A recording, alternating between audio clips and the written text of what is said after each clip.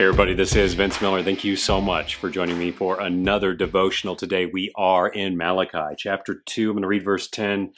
Here's what the text says. It says, "Have we not all one Father? Has not one God created us? Why then are we faithless to one another?" That's the important phrase here. Faithless to one another, profaning the covenant of our fathers. So what we got here in this text are three questions. The first two are just very simply rhetorical questions, and the last one makes the point.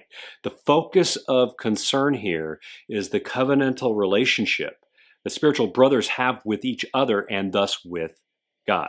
And by breaking the covenant with one another, they're actually breaking a covenant with God. Now, I would say this is a pretty severe indictment by God, but I love it because it adds some weight to some things that I think we take too lightly, especially our spiritual relationship that we have with other brothers and sisters in Christ. I think we think of it too casually in our time. We think of it far too casually, but guess what? God doesn't.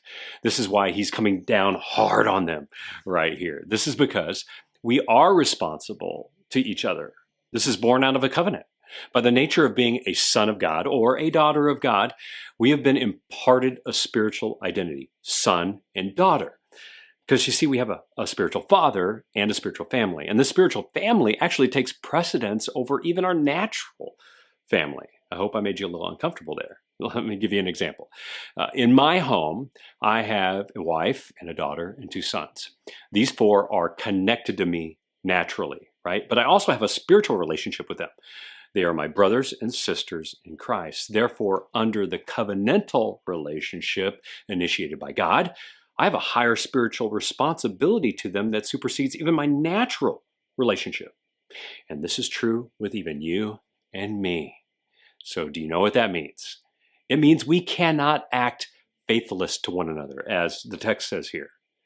God's indictment is that people in the spiritual family were not guarding the truth in a way that would benefit their purity before God.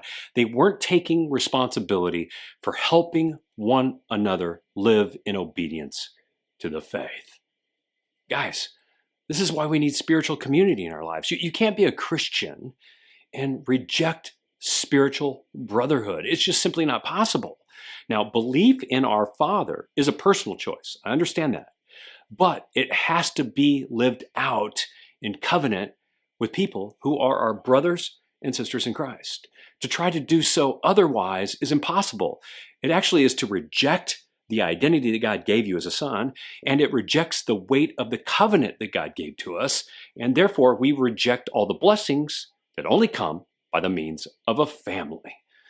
So today, if you're not in a spiritual community with some other brothers of some kind, I want to implore you, beg you, challenge you, get in your face and tell you, you need to start doing life with another brother in Christ. Take at least a step today.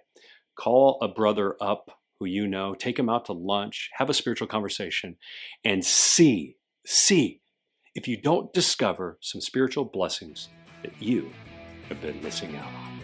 I love you guys. Pray this blesses you. Today I share it with someone else, maybe another brother, and I'll see you right back here again next time.